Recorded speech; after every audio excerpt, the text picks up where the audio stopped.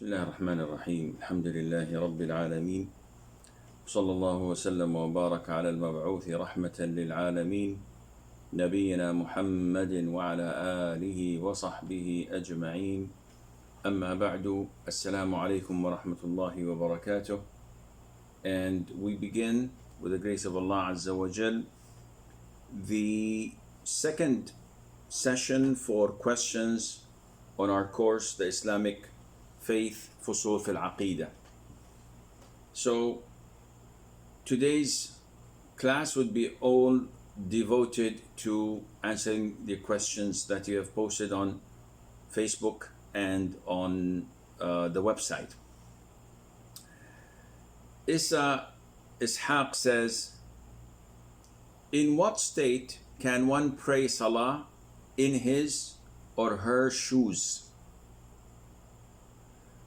The Prophet ﷺ said, صلوا في نعالكم فإن اليهود لا تصلي في نعالها.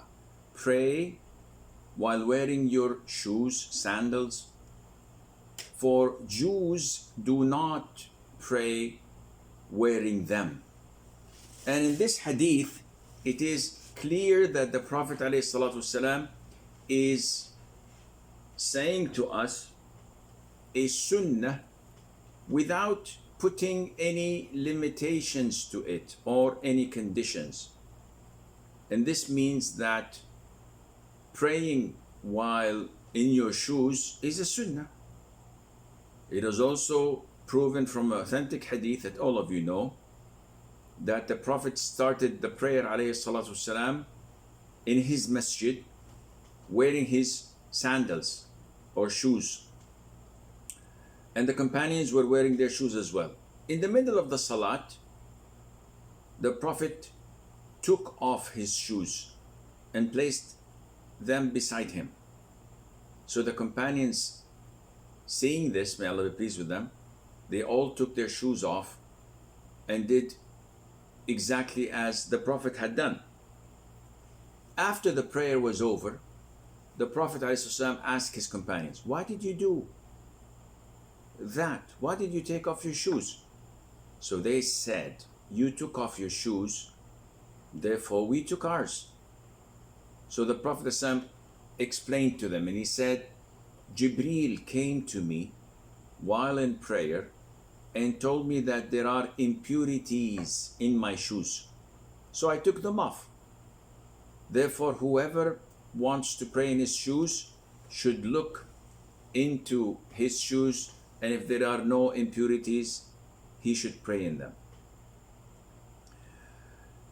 So what do we understand? We understand that there is no state where it recommends or discourage you from praying in your shoes or sandals. You can do that anytime you want. However, nowadays, the vast majority of masjids are, the floor, the ground is covered by carpets that are constantly hoovered and cleaned. And the vast majority of Muslims don't know the ruling, don't know the sunnah. So if you were to come with your shoes, with whatever sand, soil, mud on them, nothing impure, but it would make the masjid's carpets and how it looks dirty.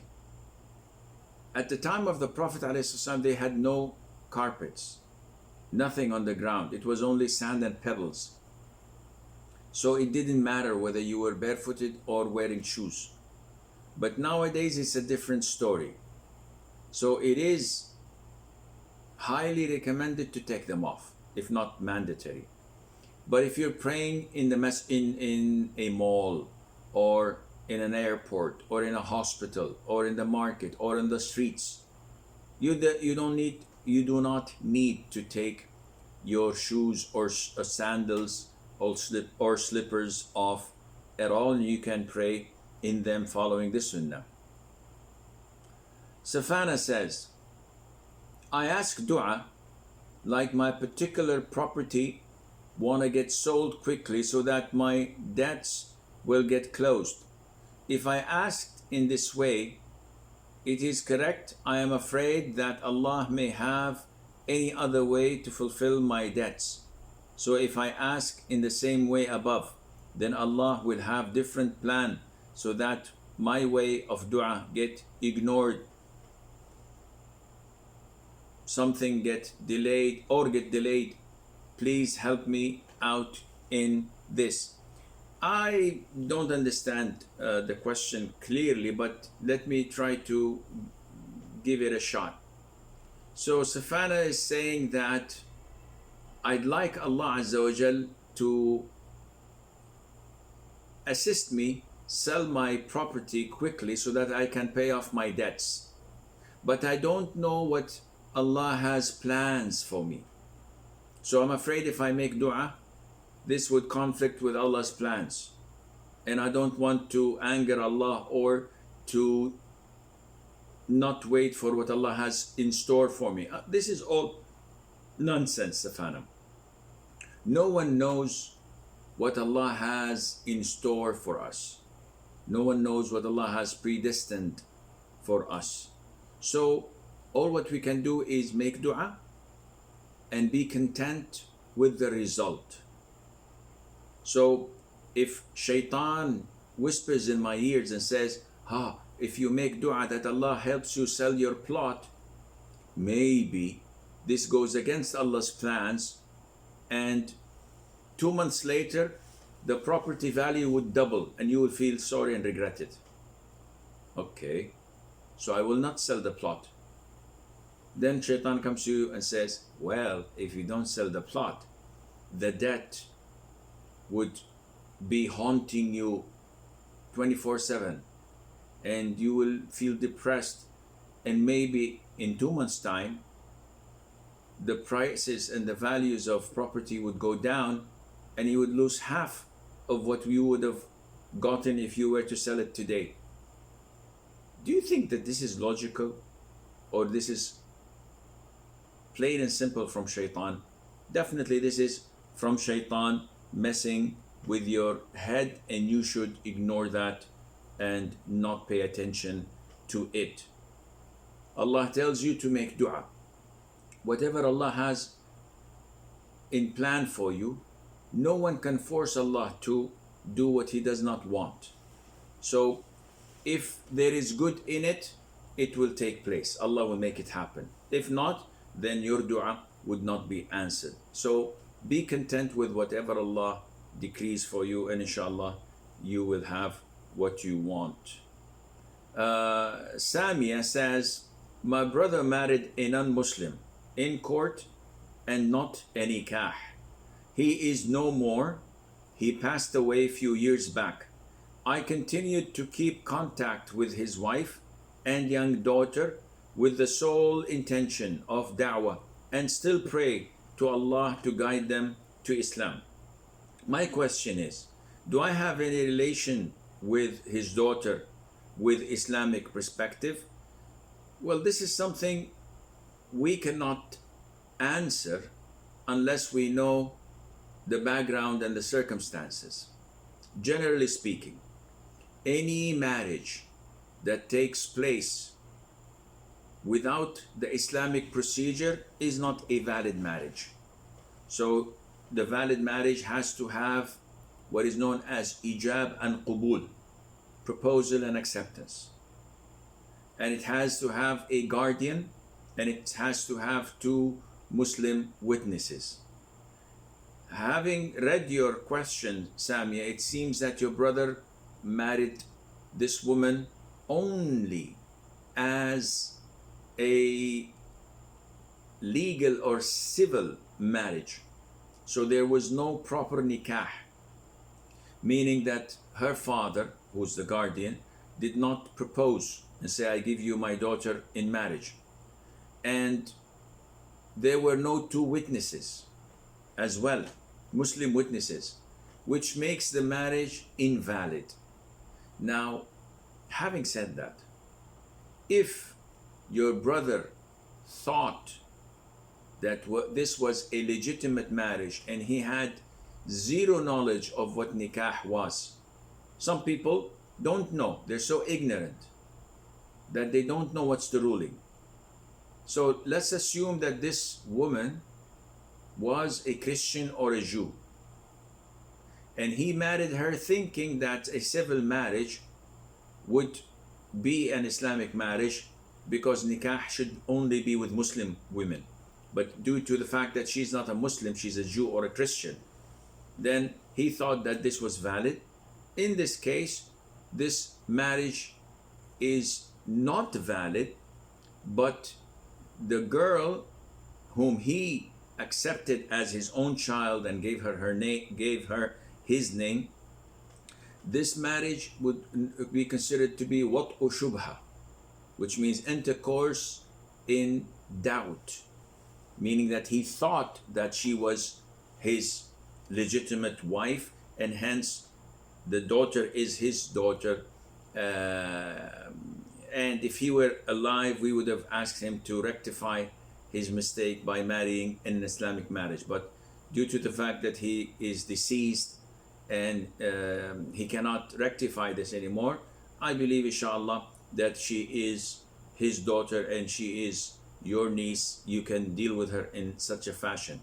But if the woman was not a Jew or a Christian, if she was a Hindu or an atheist, clearly declaring that she's not any of the three religions, Islam, Judaism, or Christianity, in this case, this girl was born out of wedlock and she has nothing to do with you or your family.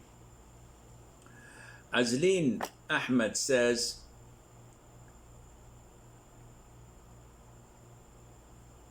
how should one react if a born Muslim admits he's no longer in Islam and that nothing people can say will change his mind because he is happy with his situation?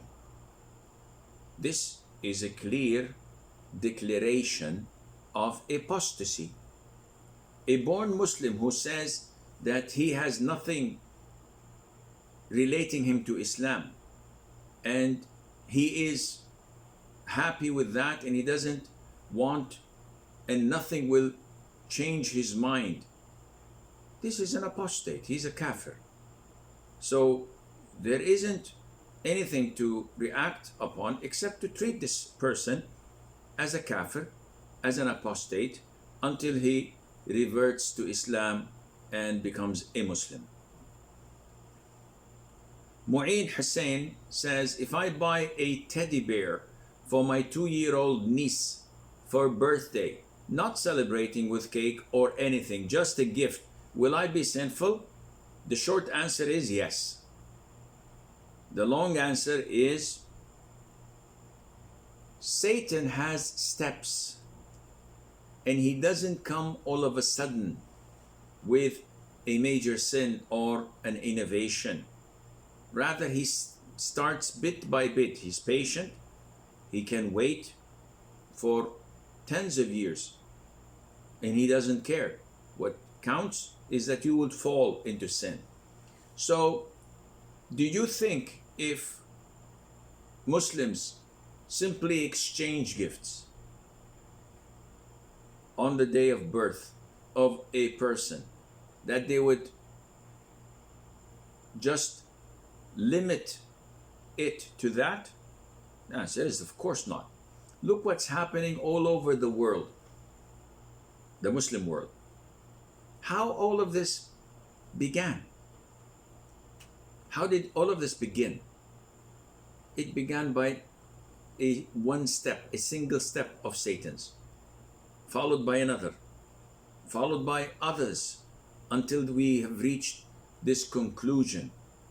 So now you see people throwing parties in hotels for birthdays, having a birthday cake with candles numbered as his age, and with a song, happy birthday to you, happy birthday dear Asim, happy birthday to you, and then blowing the candles with a wish. That will definitely take place. Then exchanging gifts. All of this started most probably with a gift, or even with a congratulation, happy birthday, full stop. But next year, the following year, you will slowly deteriorate like a man standing in quicksand until it drowns you. Therefore, why emphasize on that particular day out of the 365 days a year? Because this is what the disbelievers do. And imagine what birthdays led them to. It led them to Christmas.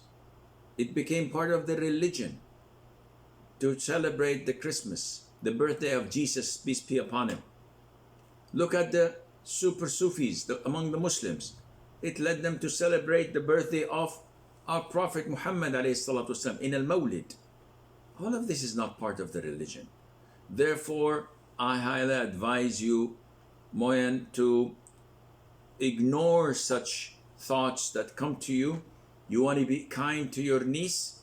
Buy her a gift any time of the year. Take her shopping any time of the year. Take her to the fun fairs if you wish, but not relate this to her birthday. Fahim says, I have a question. My family members are Muslims and pray.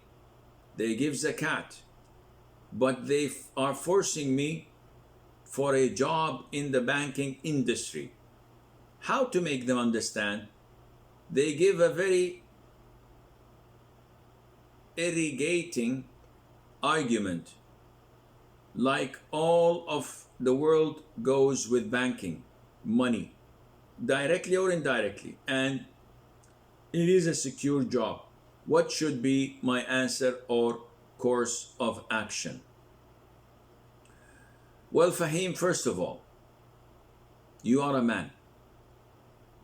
And part of your job description as a man is to hold your grounds and not to be hesitant and not to be reluctant or confused, where people play with you like children play with a football. It's part of your job description to remain steadfast as a man. No one can force you to do anything. You're not a child anymore. No one can force you to eat or drink or stand up or sit down. You do whatever you want because you're a man. Secondly, when it comes to jobs, this is your life. You have to tell them that this is none of any of you's business. Whether I take a job here or there, this is my decision. This is my preference. Is it a secure job? In worldly terms, of course it is. Banking industry is one of the most interesting careers one can get involved into according to the worldly standards. According to the religious standards, it is one of the worst. It's one of the worst because it is one of the 7 major sins in Islam, where Allah cursed the one who takes riba, that is the customer, and the one who gives riba, and that is the bank, depending which one is lending who, and the one who registers it, the accountant, and the 2 witnesses who are not charging anything, just doing it for the sake of Allah? No, they're doing it just for being the Good Samaritans. So, worldly standards, yes, it's a secure job. Islamic standards, it is one of the most heinous and dangerous jobs because it takes the person straight to hell. As for their claim that everybody's dealing with it, this is true. Also, everybody is indulged in haram, whether it is consuming haram income or smoking or abandoning salat, not praying it in the masjid, or free mixing, or indulging in illicit relationships, bribing, corruption. All over the world we see this. So just because the vast majority of people consume intoxicants, wine and whiskey and beer, etc., etc., doesn't make it halal.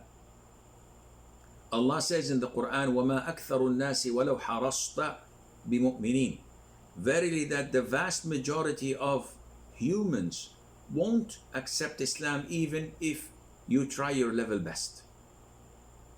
So the majority is not a criteria that we judge by.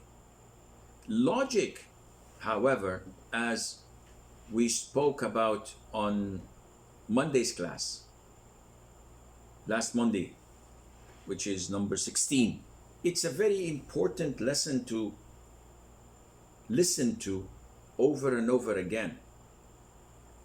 What is your family doing? Giving precedence, giving a priority to their minds, to their logic and reason, or to the revelation of the Quran and the Sunnah? Without any doubt, they are saying that our logic and reason come first. And this is dangerous. This casts shades and shadows and doubts over their Islam.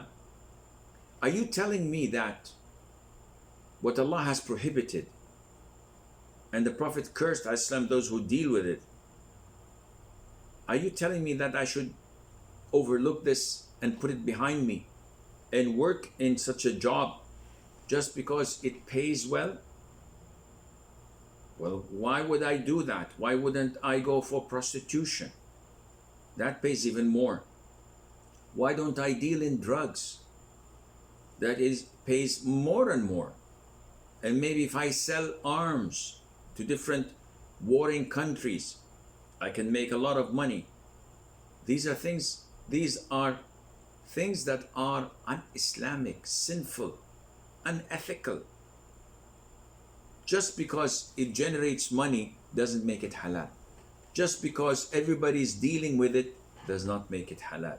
So you have to try to convince your family to go back to the Quran and the Sunnah and to see what Allah wants and not what they want.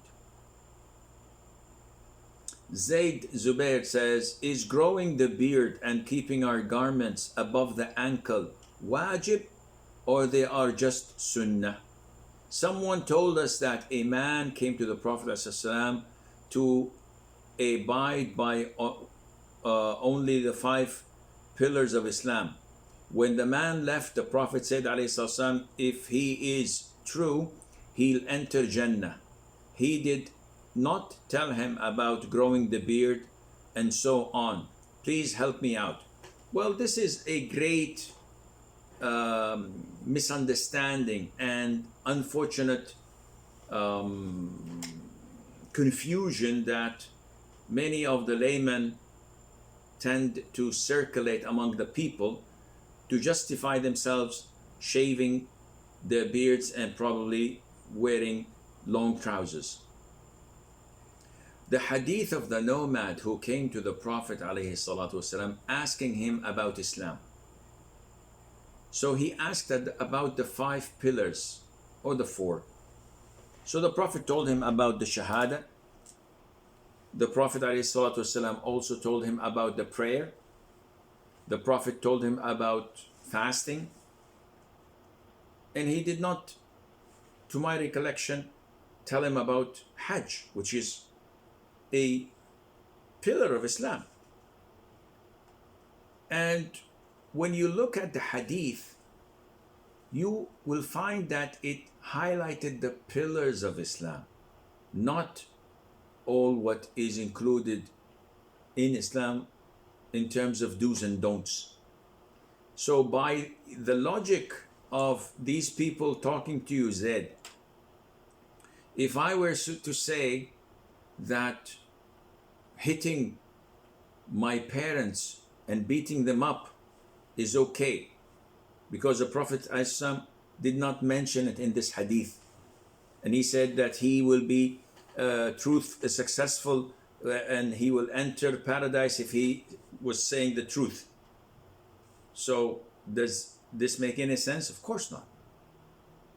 And if a person also claims that all what is prohibited in Islam, it's okay to make, as long as I just pray and fast Ramadan and maybe give zakat. Because the Prophet said he has said the truth if he succeeded. And likewise, everything that is mandatory in Islam other than the prayer and fasting would be discluded. I would be disregarding it because the hadith did not mention it. No one says this in Islam at all. No one at all said this. All what they said was, this is the minimum requirement for entering paradise. So yes, you may just pray 5 times, fast Ramadan, give zakat, maybe perform Hajj once in a lifetime. But if you do any sin, if you abandon anything that is mandatory, such as being dutiful to your parents, such as not harming your neighbors, honoring your guests, being kind to your wife, being fair with your wives and your children, connecting your next of kin without severing it.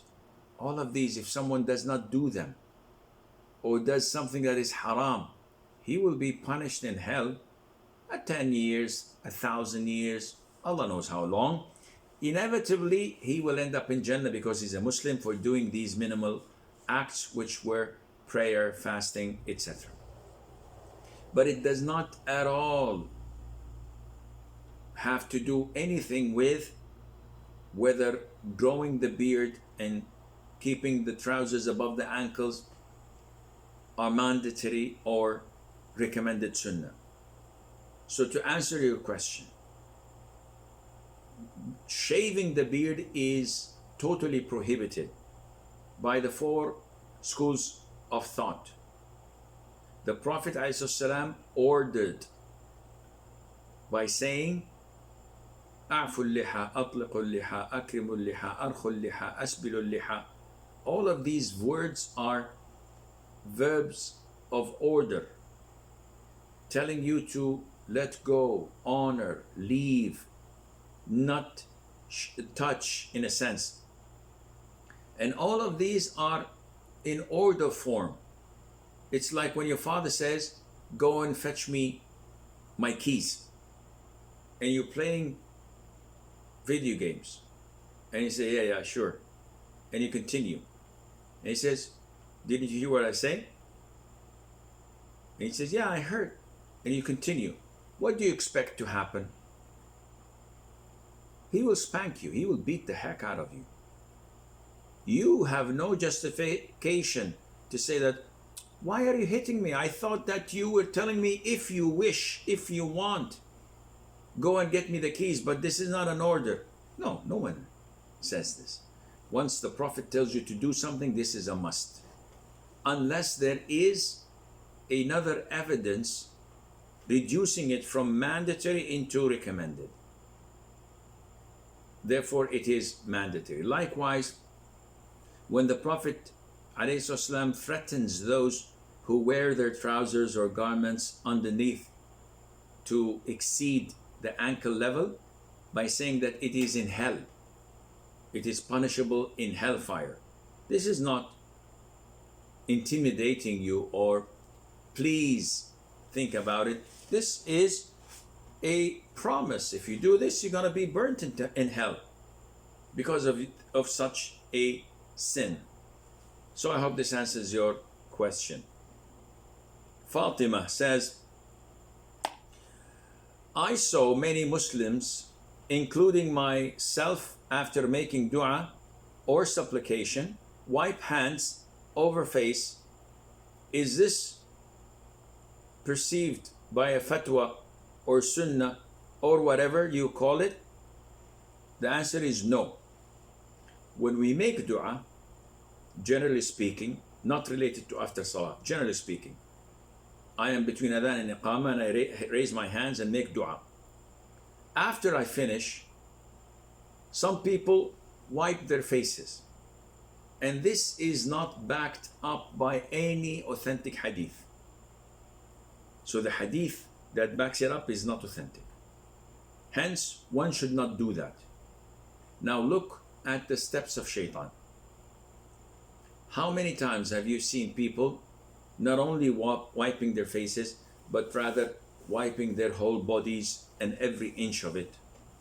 I've seen many. How did this start? I personally have approached many. And usually I approach them with diplomacy because I know that I scare people.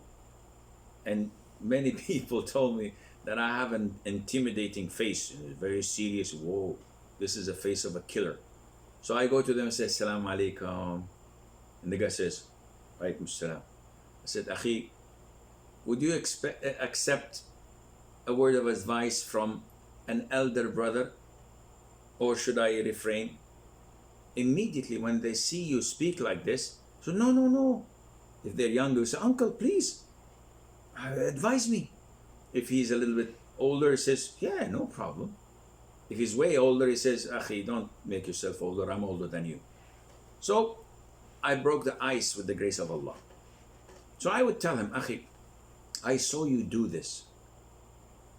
Do you know any hadith that backs it up? 99.9% says no, but I saw someone do this, so I thought that this is barakah, blah, blah, blah. I said, okay, I'll tell you the proper sunnah, and it's up to you to take it or not. The Prophet ﷺ would never do this except in two occasions. One, before going to bed, he used to cup his hands, blow, then recite the 3 quls and wipe over his body. Repeat this 3 times. Or whenever he felt pain or got sick, he used to do ruqya on himself by cupping his hands, reciting the 3 quls, then blow.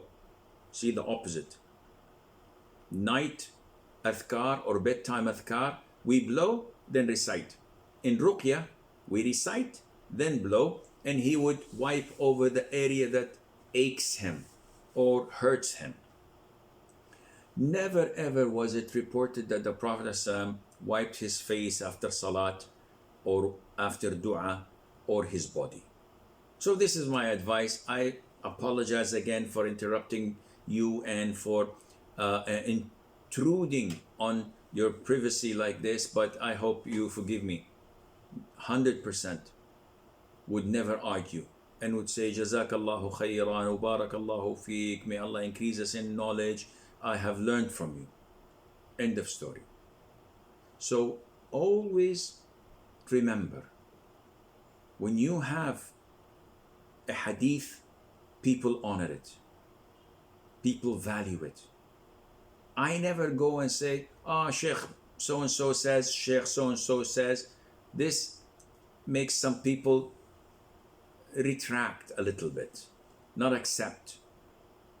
Unless you know that they're 100% okay with great scholars of Islam that you're quoting, then yes, this is a point of power that you can add to it. So, in short, wiping the face after dua or invocation or supplication is an innovation. It's not valid.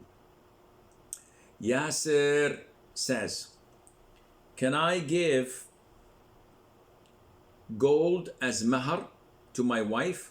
My parents plan to give a gold set and bangles to my wife to be, as it is a tradition in the subcontinent. I asked them to make it as mahar in the nikah documents. Is this permissible? The answer is yes. If the woman agrees to that, the answer would be yes. But if the woman says, I am not less than anyone else, your sister received a dowry in cash and gold sets from her parents-in-law. My brother got married and did the same thing.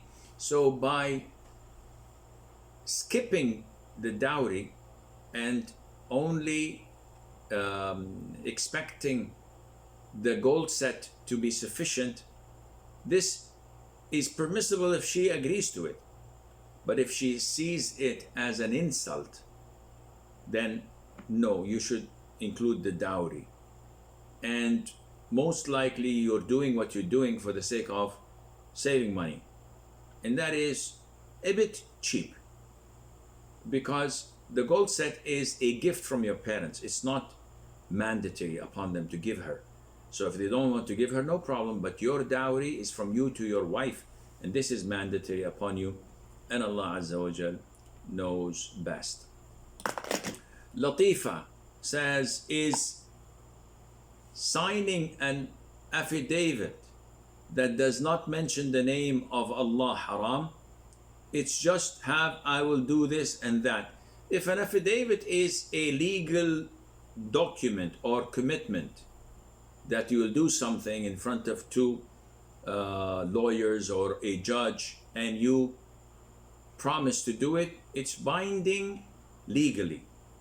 But it's not an oath, because you did not take the name of Allah, and surely you did not take the name of other than Allah, which would make it shirk at that time. So yeah, there's no problem in that, inshallah. Rashid says, can we pray evening adhkar just before Maghrib adhan and prayers? The answer is an issue of dispute. And after looking into it, it seems that it is permissible to say the evening adhkar after Asr prayer, and the closer it is to sunset or after it, the better. So to answer your question, Latifa, yes, if you say your evening adhkar like 15 minutes, 20 minutes before sunset, this does the job, inshallah. Or Rashid's question, it's not Latifa. Okay. Hamdan says, what is the ruling of dua al-qunut?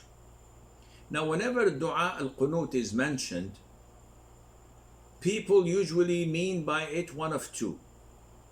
Either they're talking about the general dua al-qunut, which everybody knows, which is done and performed during witr prayer. Allahumma hadina fi man hadayt, etc. And this is a sunnah which the Prophet ﷺ taught his grandson Al-Hasan ibn Ali when he was a child, and he requested the Prophet to teach him a dua to read during witr. So the Prophet taught this dua to him. So it's authentic, it is recommended. If you do it, Shaykh al-Islam ibn Taymiyyah says, that's good. If you skip it, that's good. If you do it sometimes and skip it sometimes, that is also good. Because the Prophet was never, as some reported, to have said it, but he taught it to his grandson. So it can go either way. It's not mandatory. You can do it, you can say it, and you can skip it if you wish. The second type of dua, which qunut, which people usually refer it to, is what only the Shafi'i school of thought, from all the major schools of thought in Islam, only the Shafi'is do it, and they only do it in Fajr prayer. So if you go to Indonesia, to Malaysia, sometimes in some masjids in Syria and in Egypt, etc., you will find that after the second rak'ah, saying Sami Allahu liman hamidah, the Imam makes dua. And this dua is not from the Sunnah. And the vast majority of scholars say that this is not from the Sunnah. What the Prophet had done, alayhi salatu wasalam, for a whole month was to make dua al-qunut in all 5 fard prayers, not in Fajr only. And after 1 month, he was told to stop. So he stopped. And none of the companions had performed it after he stopped. So even after after the death of the Prophet ﷺ, Abu Bakr, Umar, Uthman, and Ali never performed Dua al-Qunut. So what we obtain from this is that the Shafi'i school of thought is wrong big time in this issue. Now, what would I do if I go to Kuala Lumpur and I pray Fajr in the masjid and I see them offer Qunut and I am a follower? There's no problem in me raising my hands and saying Ameen to the dua, because they are following a reputable school of thought, though the verdict is wrong totally. But I wouldn't go to say that it invalidates the prayer or it is haram. This is the best of their knowledge, or to the best of their knowledge. Ma'suma says, tell me the ruling on Salatul Tawbah and Salatul Shukr. What should we say when we read Quran and dua came? Should we say Ameen during our tilawah? So these are two separate questions. The first question, what to say in Salatul Tawbah. Salatul Tawbah is like any other salah. 2 rak'ahs, you pray Fatiha and Surah and Tashahhud in the end, and you offer salam. You may in sujood ask Allah for forgiveness, but this was not mentioned in the salah. So the intention of seeking Allah's forgiveness and repentance when praying it and concluding it, that would be sufficient. As for Salatul Shukr, we've stated that many times that there is no specific salat of shukr, and this hadith is not authentic, so it is not something part of Islam to offer 2 rak'ahs of gratitude or shukr. As for what to say when there are du'as in the Quran, nothing. You just listen to it, especially if you are a follower. But if you are the imam and you pass by an ayah where it mentions hellfire and torment of Allah, you seek refuge in Allah. And if you pass by an ayah of mercy and the mentioning of Jannah, you ask Allah from His grace and favors and blessing, and Allah Azza wa Jal knows best. Baffa Muhammad says, is it allowed for a Muslim young lady to speak about sexual harassment openly, like to enlighten people? First of all, it is totally prohibited to speak in front of men. So opposite gender is totally out of the question. Secondly, if she is addressing only females and she's truthful in what she's saying, and this does not include any exposure of her own sins, so she wouldn't say that I used to mix with men and I used to have a boyfriend, we used to go to school and this happened. This is exposing her sin. She should not address this. Thirdly, lots of these experiences when it comes to harassment may involve provoking lust and desire. You don't know who you are addressing when you speak about he did this to me and I did that and I tried to avoid it and he continued. You don't know what fantasies would go into the minds of those listening to you. So in a sense, I believe that such sharing of experiences to enlighten people is not healthy. You can simply abide by the Quran and the Sunnah. Teach girls not to free mix, not to communicate with non-mahram, to always protect their chastity and cover themselves properly even in front of mahram, and to avoid anything that is dubious or weird and strange. Uthman says, can we sell special spices designed to cook various meat dishes to non-Muslims? The answer is yes. Spices are spices as long as they're halal and they're used by people in halal. There's nothing wrong in that. If you don't know whether they'll cook halal meat or haram meat with that, it's none of your business. You're selling spices. It's like someone coming to buy water from you, and you say, what are you going to use this water for? Are you going to by any chance make ice cubes so that you would drink it with your whiskey? This is not your business. Selling water is halal, that's it. Baushanara says, are we allowed to pray in the car when we are traveling due to its being difficult to come home and pray due to running out of prayer time? The answer is no. It is not permissible for a person who is capable of standing up to pray sitting down, unless there is a legitimate reason.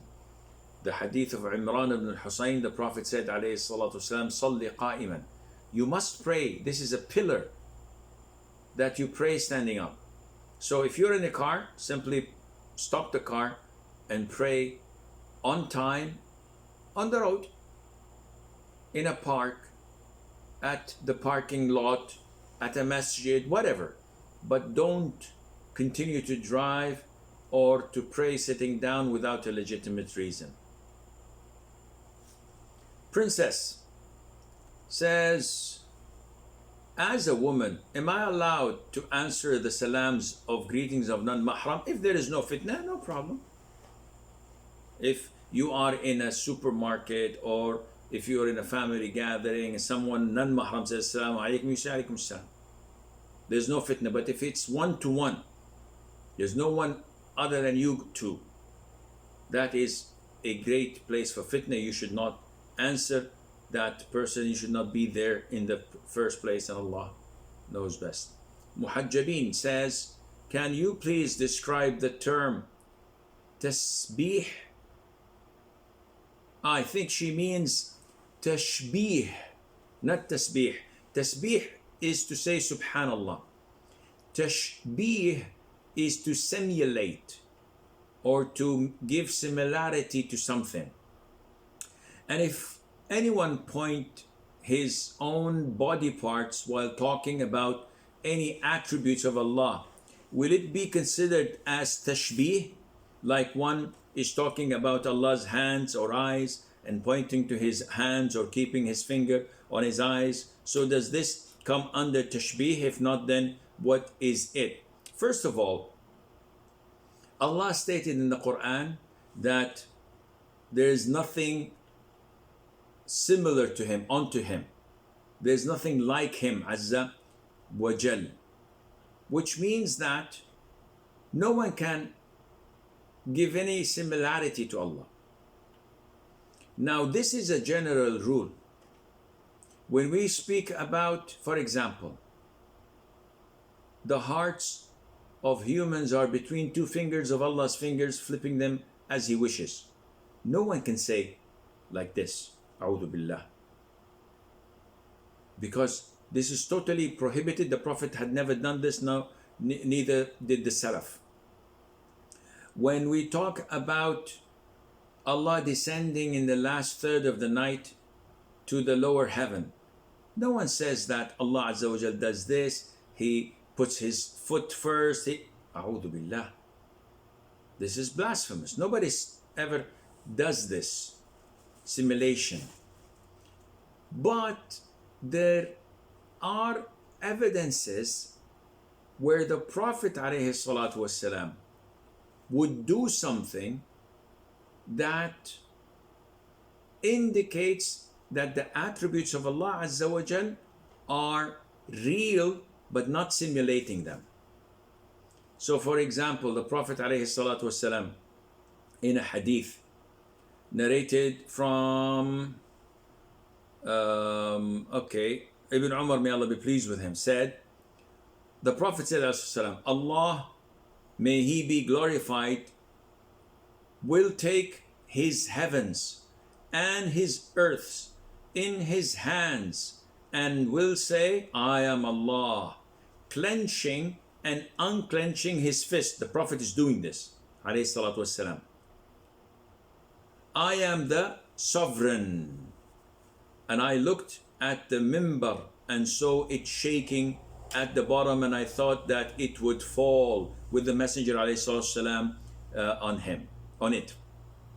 So the Prophet is the one who's doing this. In another hadith, which is also authentic, the Prophet read this ayah. They made not a just estimate to Allah of Allah, such as due to Him, and on the day of resurrection, the whole of the earth will be grasped by His hand, and the heavens will be rolled up in His right hand. Glorified is He, and high is He above all that they associate as partners with Him. And the Prophet ﷺ was gesturing like this with his hand, moving it back and forth. Allah Azza wa Jal also said in another ayah, let me try to find it. In another hadith, the Prophet ﷺ read the ayah of Surah An-Nisa, and in the end it says, Inna Allah kana sami'an basira. Allah was all hearing, all seeing. And the Prophet did this, putting his thumb on his ear and his index finger on his eyes. So some ignorant people thought that this was simulating. And a'udhu billah, how could this be when the Prophet ﷺ himself read to us Allah's ayah? There is nothing like Him, and He is all hearer, all seer. Nothing like Him. So what was the Prophet doing when he was clenching and unclenching his fist, and when he was putting his fingers on his ear and eyes? The scholars say that this is to prove that this is actual attribute and not what some people would manipulate and distort the meaning. Lots of the Ash'aris and the Mu'tazila and the Jahmiyyah say that the hearing and seeing is metaphorical and it is only knowledge. And they say that Allah's hand is metaphorical. Allah does not have a hand. And it's Allah's power.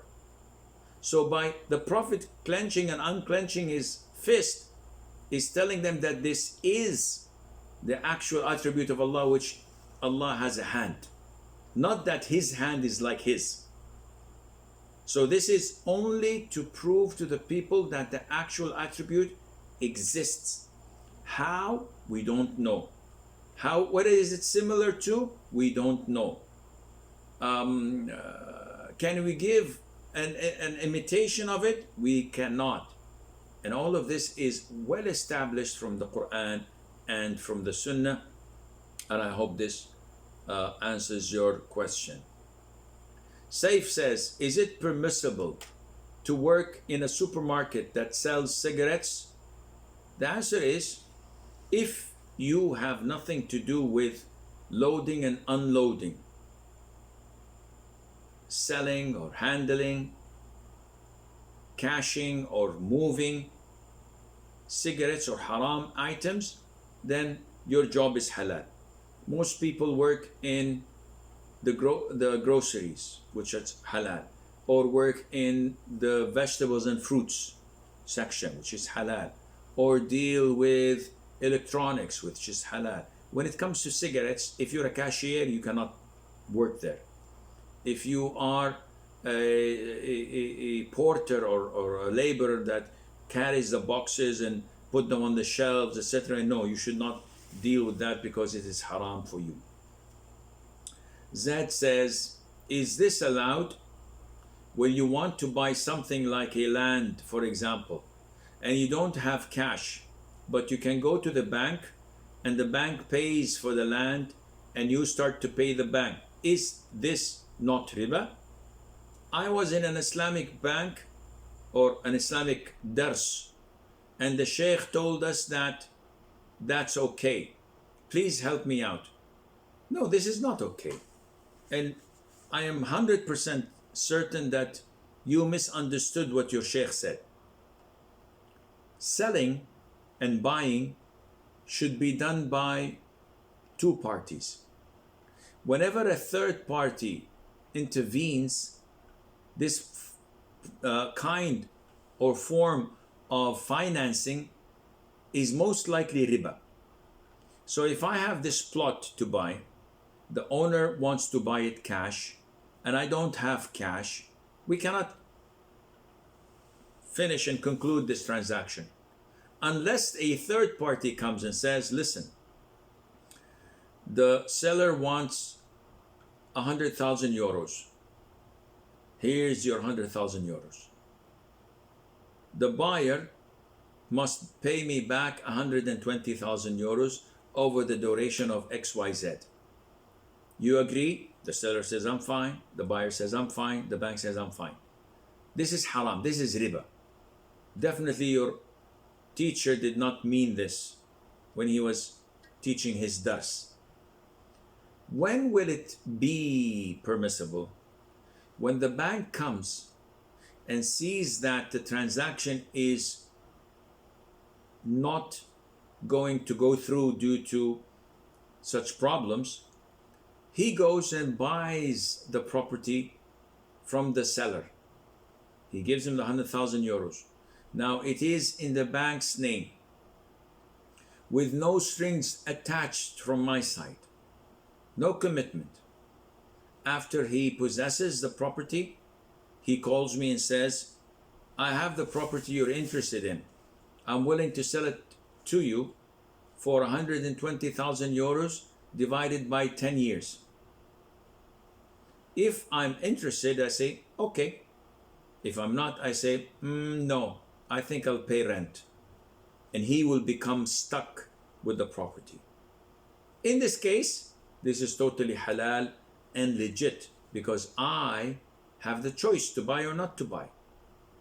While in the first scenario, I am forced to buy because he did not buy it from the seller until he took guarantees from me and commitment and transfer of my bank account, my salary to him, etc.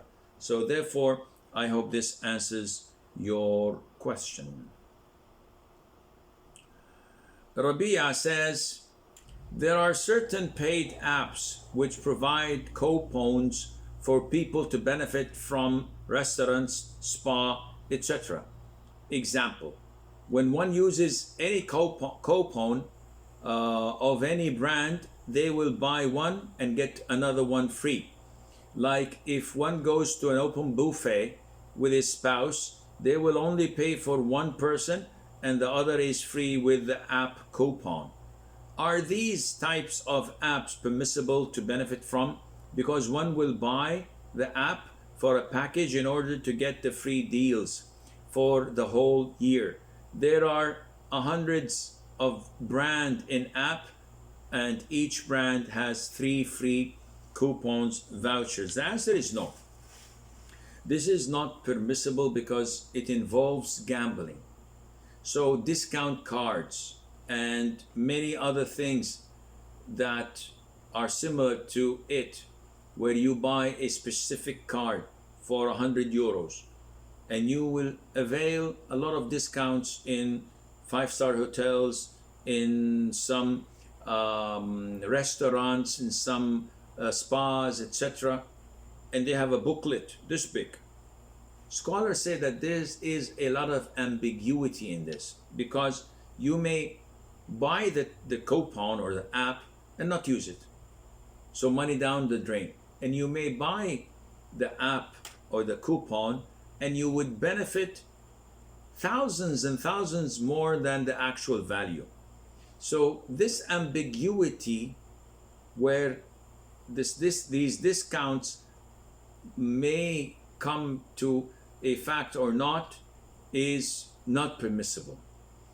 And I'm sharing this with you for the first time, in 1982, that was a long time ago, they came up with a similar scheme here in Saudi Arabia.